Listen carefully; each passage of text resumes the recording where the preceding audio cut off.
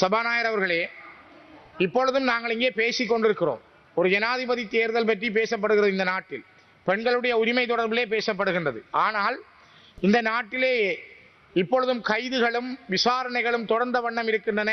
தமிழ் இளைஞர்கள், தமிழ் அரசியல் செயல்பாட்டாளர்கள் தொடர்ந்தும் விசாரணைக்கு உட்படுத்தப்படுகிறார்கள், அச்சுறுத்தப்படுகிறார்கள் என்ற செய்தியை நீங்கள் அறிந்திருப்பீர்களோ எனக்கு தெரியாது. நான் அதனால் ஒரு விடயத்தை இந்த இடத்திலே பதிவு செய்கிறேன்.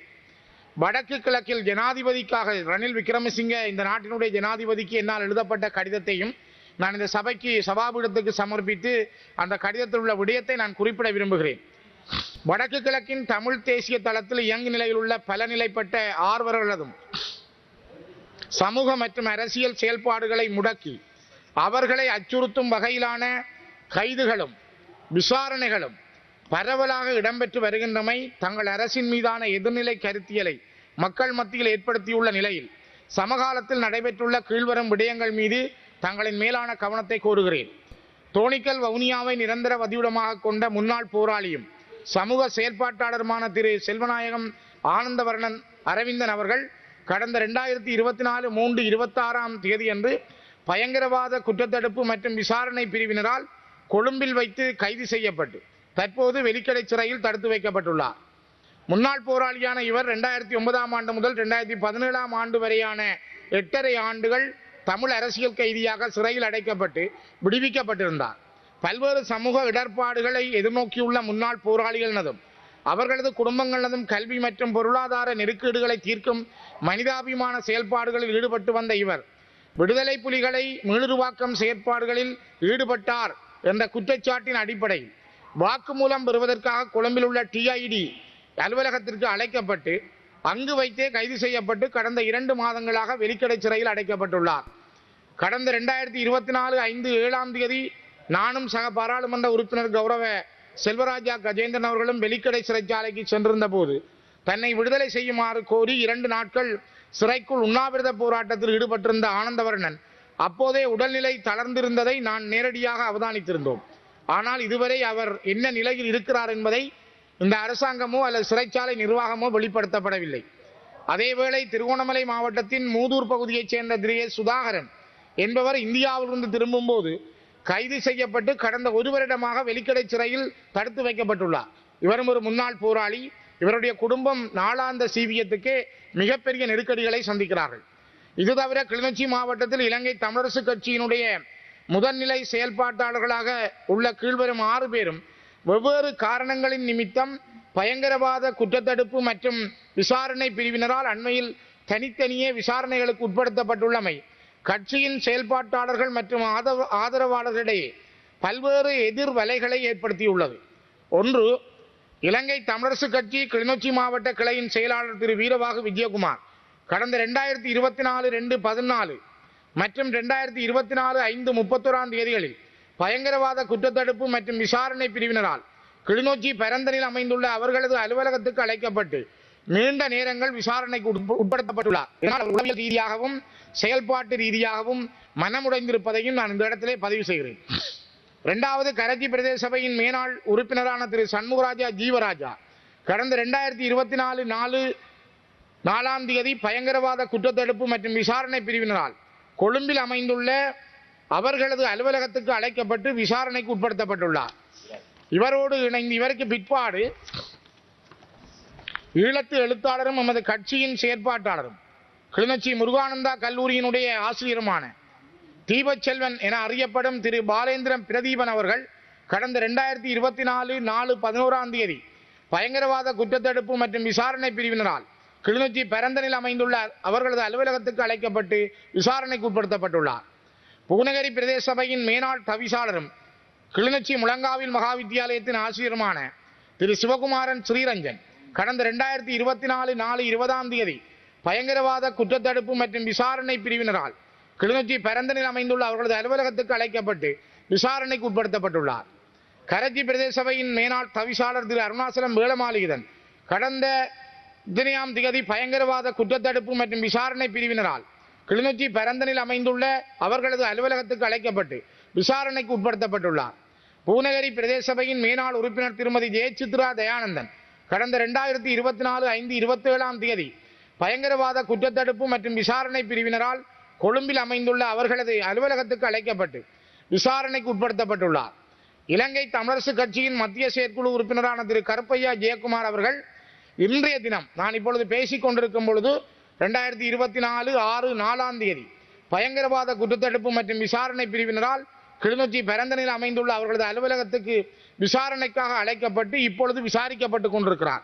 மேற்குறித்த விடயங்கள் மீது தாங்கள் உயரிய கரிசனை கொண்டு தமிழ் அரசியல் கைதிகளை தடுத்து வைக்கப்பட்டுள்ளோரின் விடுதலையை விரைவுபடுத்தும் சமநேரத்தில் எமது மக்களின் இயல்பு வாழ்வை சிதைக்கும் வகையில் திட்டமிட்டு மேற்கொள்ளப்படும் விசாரணைகள் மற்றும் அச்சுறுத்தல்களை தடுத்து நிறுத்துவதற்கு ஆவண செய்யுமாறு தங்களை தயவாக கேட்டுக்கொள்கிறேன் என நான் ஜனாதிபதி அவர்களுக்கு எழுதிய அவசர கடிதத்தினூடாக இந்த விடயத்தை பாராளுமன்றத்திலும் நான் சமர்ப்பிக்கிறேன். மிக முக்கியமாக ஜனாதிபதி அவர்களுடைய கவனத்துக்கும் இந்த உயர்ந்த சபையினுடைய கவனத்துக்கும் நான் இதனை கொண்டு வருகிறேன். காரணம், இந்த நாட்டிலே தமிழர்கள் குறிப்பாக வடக்கு கிழக்கிலே அவர்கள் ஒரு நீதியான ஜனநாயக முறைப்படி அரசியல் செய்ய முடியாதவாறு, ஜனநாயக ரீதியாக செயல்பட முடியாதவாறு terrorist investigation department TID, criminal investigation department CID போன்ற பிரிவுகளைச் சேர்ந்தவர்கள் அதிகமான விசாரணைகளை மேற்கொண்டு அச்சுறுத்தி வருகிறார்கள். இதற்கு நான் இங்கே தந்த தகவல்கள் மிக முக்கியமானவை. அதே நேரம் பல பேருடைய பெயர்களை விசாரணைக்காக அவர்கள் அறிவித்தும் இருக்கிறார்கள். அவர்கள் சொல்லுகின்ற ஒரு நல்ல சுருக்கமான வசனம், விடுதலை புலிகளை மீளுருவாக்கம் செய்கிறார்கள். விடுதலை புலிகள் இந்த மண்ணிலே இறந்து போன ஆத்மாக்களுக்கு விளக்கேற்ற அவர்களை வணங்குவதற்கு 2015ஆம் ஆண்டில் இந்த அரசாங்கமே 2015 செப்டம்பர் மாதம் ஐக்கிய நாடுகள் மனித உரிமைகள் ஆணையத்திலே வெளியுறவுத்துறை அமைச்சர் மங்கள சமரவீர அவர்கள் ஏற்றுக்கொண்டு இந்த அரசாங்கம் ஏற்றிருந்தது.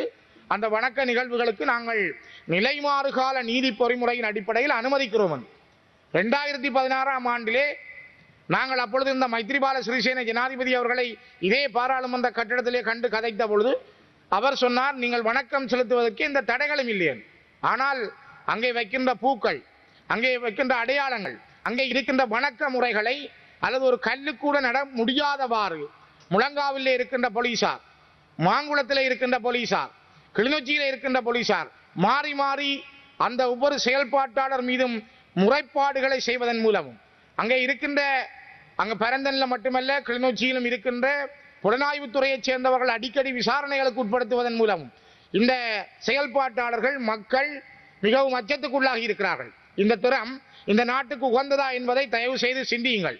நான் இங்கே குறிப்பிட்ட இன்னொரு விடயம், இந்த மாவட்டபுரத்தில் இருக்கின்ற அந்த சத்திரம் சித்தர்களுடைய வாழ்விடத்தினுடைய நிலத்தை பறித்து ஒரு தனியாருக்கு வழங்குவதற்கும் அதனை அரசாங்கம் பறிப்பதற்கு முயற்சித்திருக்கிறது.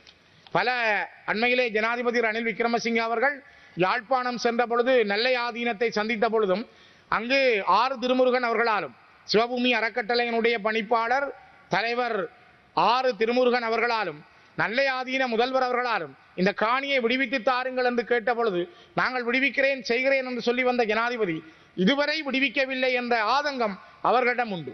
ஆகவே சொல்லுவதை செய்தால் அது அவர்களுக்கு திருப்தி தரக்கூடிய அவருடைய சொந்த நிலம், அதனை வழங்கி அந்த மக்களுடைய உறுதியும் காணி உறுதியும் என்னுடைய கைவசம் இருக்கிறது. சிவபூமிக்காக காலங்காலமாக சித்தர்கள் வாழ்ந்த, அங்கே சித்தர்கள் தவம் செய்த மடாலயங்கள் அங்கிருந்த மடங்கள் இருந்த அந்த பூமியை 105 பரப்பு காணியை தயவு செய்து உடனடியாக அவருடன் கையளியுங்கள். ஆகவே இந்த விடயங்களையும் காணிகளை பறித்தல், மற்றவர்களை கைது செய்தல், அவர்களை கைது செய்வதனூடாக அச்சுறுத்தலுக்கு உட்படுத்துதல், அங்கே வாழுகின்ற மக்களுடைய எண்ணங்களை சிதைக்கின்ற நடவடிக்கைகளில் அரசாங்கம் ஒரு மறைமுக நிகழ்ச்சி நிரலை வைத்திருக்கிறது என்பதைத்தான் எங்களால் பார்க்க முடிகிறது. இது ஒரு மிக மோசமானது.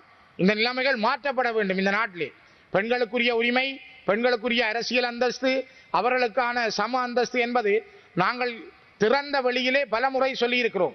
குறிப்பாக எங்களுடைய இலங்கை தமிழரசு கட்சி நாங்கள் எப்பொழுதும் தெளிவாக சொல்லுவதுண்டு, பெண்களுக்கு 50க்கு 50 உரிமை இருக்க வேண்டும்.